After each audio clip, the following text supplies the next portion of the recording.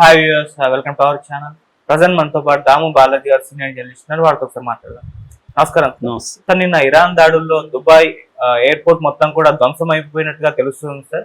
దాదాపు 21,000 ఫ్లైట్లు కూడా క్యాన్సిల్ అయ్యాయని కూడా చెప్తూ ఉన్నారు. సో ఏ స్థాయిలో మరి దుబాయ్ ఎయిర్పోర్ట్ ధ్వంసం అయిపోయింది, మరి ఎప్పుడు రద్దీగా ఉండే ఎయిర్పోర్ట్ ఈసారి మొత్తం కూడా ఫ్లైట్లు లేకుండా ఈ విధంగా మారిపోవడం జరిగింది. సో ఇరాన్ మొత్తం గల్ఫ్ దేశాల మీద దాడులు అయితే చేస్తుంది కదా, మరి ఇప్పటి వరకు ఏ రంగాల్లో ఈ గల్ఫ్ దేశాలన్నీ కూడా నష్టపోయాయి సార్? మామూలుగా మనకి జీసీసీ అంటారు, గల్ఫ్ కోఆపరేషన్ కౌన్సిల్ అని. ఇందులో 6 దేశాలు ఉంటాయి. Saudi Arabia, UAE, Bahrain, ఖతారు, Kuwait, Oman. ఈ 6 దేశాలను కలిపి జీసీసీ అంటారు. వీటిని గల్ఫ్ దేశాలని మనం పిలుస్తుంటాం, ఎందుకంటే పర్షియన్ గల్ఫ్లో ఉంటాయి కాబట్టి ఇవన్నీ కూడా గల్ఫ్ దేశాలని అంటారు. సో ఈ 6 దేశాలకు సంబంధించి ఇప్పుడు ఈ ఇరాన్ మీద అమెరికా అండ్ ఇజ్రాయెల్ ఫిబ్రవరి 28 నుంచి చేస్తున్న 8 రోజుల వార్ వల్ల ఈ 6 దేశాలకి చాలా పెద్ద స్థాయిలో నష్టం జరిగింది.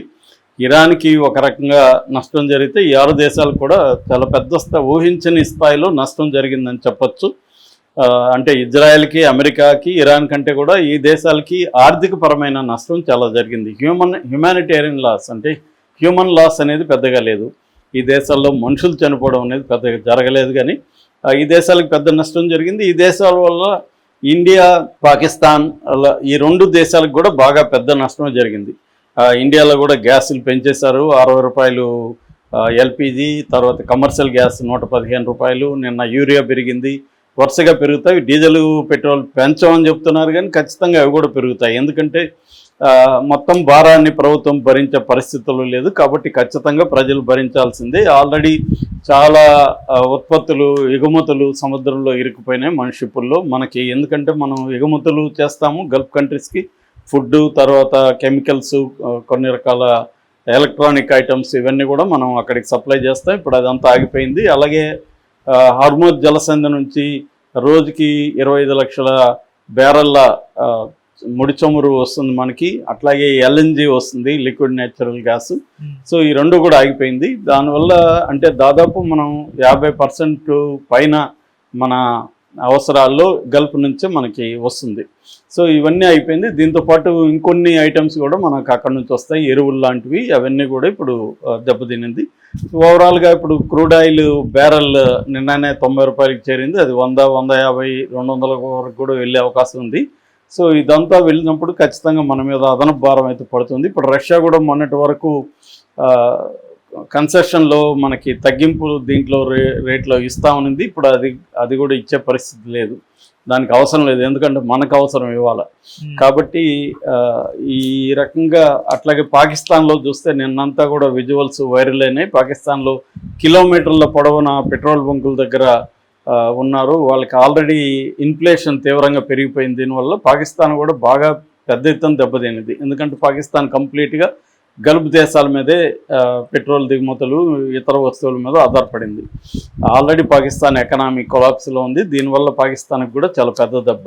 సో ఆ రకంగా ఇప్పుడు గల్ఫ్ దేశాలకి దెబ్బ తగులుతుంది. ఈ క్రమంలో నిన్న 2 పరిణామాలు చోటు చేసుకున్నాయి. ఒకటేమో ఇరాన్ ప్రెసిడెంట్ పెజెష్కియాన్.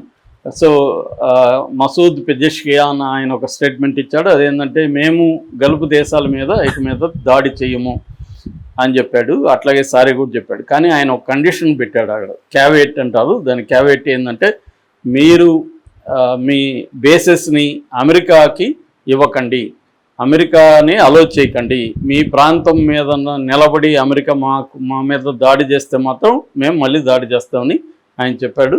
దాన్నే ఐఆర్జీసీ ఇంకా స్ట్రాంగ్గా చెప్పింది. మీరు మీ దేశాన్ని, మీ దేశంలో భూభాగాన్ని, ఏరోస్పేస్ని, నేవీని, అంటే పోర్ట్లను మీరు కానీ ఇస్తే అమెరికాకి, అమెరికా అక్కడి నుంచి మా మీద దాడి చేస్తే మేము కూడా మీ మీద దాడి చేస్తాం, మేము వదలమని చాలా గట్టిగానే ఐఆర్జీసీ స్ట్రాంగ్ వార్నింగ్ అయితే ఇచ్చింది.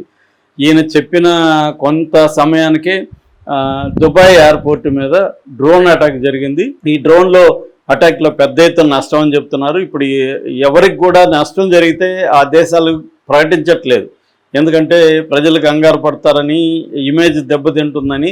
నష్టం పెద్దగా జరిగినా ఏదో ఊరికే డెబ్రీ పడిందే అని చెప్పుకుంటున్నారు. ఈ మధ్య దుబాయ్లో కూడా వాళ్ళ పోలీసులు ఒక వీడియో రిలీజ్ చేశారు.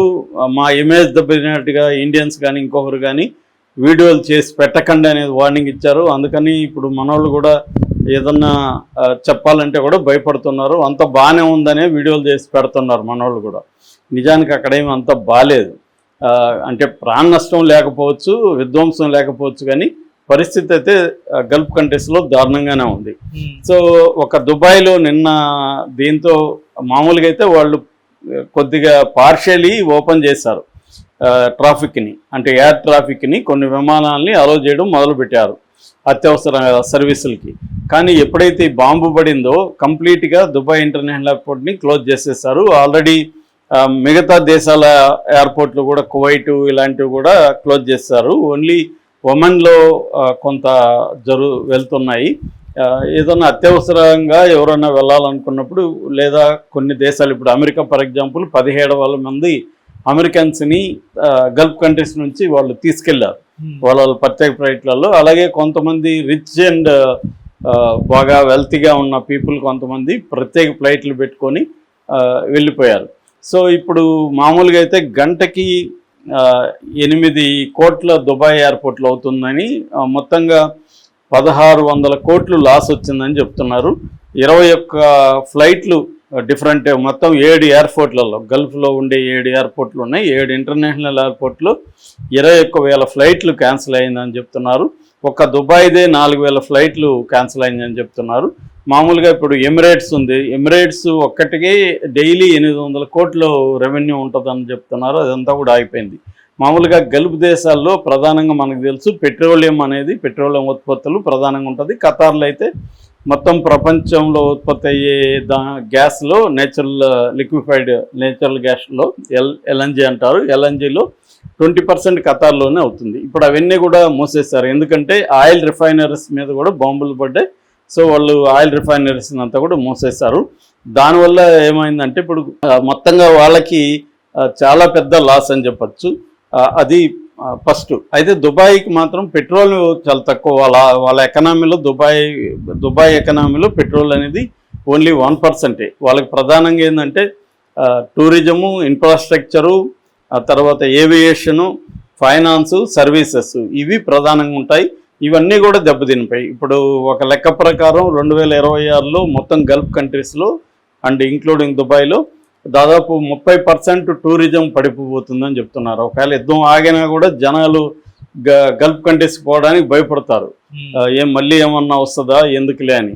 సో అది ఒకటి. రెండోది ఏంటంటే పెట్టుబడులన్నీ కూడా చాలా వరకు మూవ్ అయిపోతున్నాయి. అక్కడ ఇన్వెస్ట్ చేయాలనుకున్న వాళ్ళు కూడా చాలామంది మానుకొని సింగపూర్ లాంటి దేశాలకు వెళ్ళిపోతున్నారు. అంటే రిలేటివ్లీ పీస్ఫుల్గా ఏముంటాయని ఆలోచిస్తున్నారు. సింగపూర్ లాంటి వాటికైతే పీస్ఫుల్గా ఉంటాయి, అటు షిఫ్ట్ అయిపోతున్నారు. ఎందుకంటే ఇక్కడ ఎటువంటి అట్మాస్ఫియర్ ఉంటే సింగపూర్ లాంటి దేశాల్లో కూడా ఉంది కాబట్టి అటు షిఫ్ట్ అయిపోయే అవకాశాలు కనబడుతున్నాయి. అట్లాగే ఏవియేషన్, షిప్పింగ్ మొత్తంగా 3,200 షిప్స్ ఉన్నాయని చెప్తున్నారు ఈ గల్ఫ్ కంట్రీస్లో. అంటే 4% గ్లోబల్ టన్నేజ్ అంటారు. గ్లోబల్ టన్నేజ్లో 4% టన్నేజ్ ఇక్కడ నుంచే వెళ్తుంది. ఇప్పుడు అవన్నీ కూడా క్లోజ్ అయిపోయినాయి. అట్లాగే ఫుడ్, మామూలుగా మనకి 80 to 90% ఫుడ్ గల్ఫ్ కంట్రీస్కి వేరే దేశాల నుంచి రావాల్సిందే.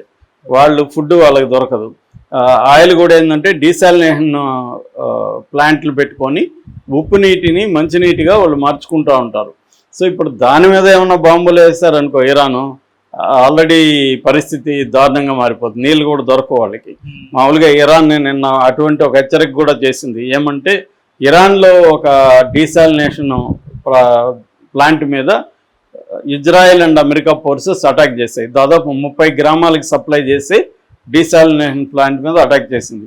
దానివల్ల 30 గ్రామాలకి ఇప్పుడు వాటర్ అందకుండా పోయే ప్రమాదం ఏర్పడింది. మీరు కానీ ఇలాగా కంటిన్యూ చేస్తే మా దగ్గర కూడా ఒక బటన్ ఉంది, ఆ బటన్ నొక్కితే గల్ఫ్ కంట్రీస్ అన్నింటిలో వాటర్ ఉండదు అనేది నిన్న హెచ్చరిక చేశారు. అది వాస్తవం కూడా. ఇప్పుడు ఇరాన్లో దెబ్బ తగిలితే ఆ దెబ్బ ప్రపంచానికి తగలాలనేది ఇరాన్ అనుకుంటుంది కదా. అందుకని గల్ఫ్ కంట్రీస్ మీద ఆ ప్రెజర్ ఉంది. గల్ఫ్ కంట్రీస్ అన్ని కూడా ఈ డీసాలినేషన్ వాటర్ మీద బతుకుతున్నాయి. సో వీళ్ళు కానీ అటాక్ చేస్తే అది పోతుంది. అట్లాగే టూరిజంలోనే దాదాపు $10 to 30 బిలియన్ టూరిజం దెబ్బతిని, టూరిజం మీద బాగా డిపెండ్ అయిన దేశాలు ఇవన్నీ. ఇవి ముఖ్యంగా ఇది. తర్వాత గోల్డ్ కూడా 15% పైన గోల్డ్ పడిపోయిందని చెప్తున్నారు దుబాయ్ ఆ ప్రాంతంలో. అట్లాగే స్టాక్ మార్కెట్ కూడా 15 to 10% స్టాక్ మార్కెట్ పడిపోయింది. సర్వీసెస్ మనకి యుఏఈ అంటారు కదా, దుబాయ్ మిగతా 6 మొత్తం 7 సిటీస్ని కలిపి 7 ప్రాంతాలను కలిపి యుఏఈ అంటారు, యునైటెడ్ అరబ్ ఎమిరేట్స్. ఈ ఎమిరేట్స్ 7 ఉంటాయి అక్కడ, దుబాయ్, అబుదాబి, షార్జా ఇలాంటివన్నీ కలిపి 7 ఉంటాయన్నమాట. ఆ 7లో కలిపి 75% జీడిపి సర్వీసెస్, రీటైలు, ఇవే రియల్ ఎస్టేట్ ఇవన్నీ ఉన్నాయన్నమాట. ఇప్పుడు అవన్నీ కూడా దెబ్బతిన్నాయి, పెట్టుబడులు దెబ్బతిన్నాయి, హోటల్స్ ఇవన్నీ ఖాళీ అయిపోయినాయి.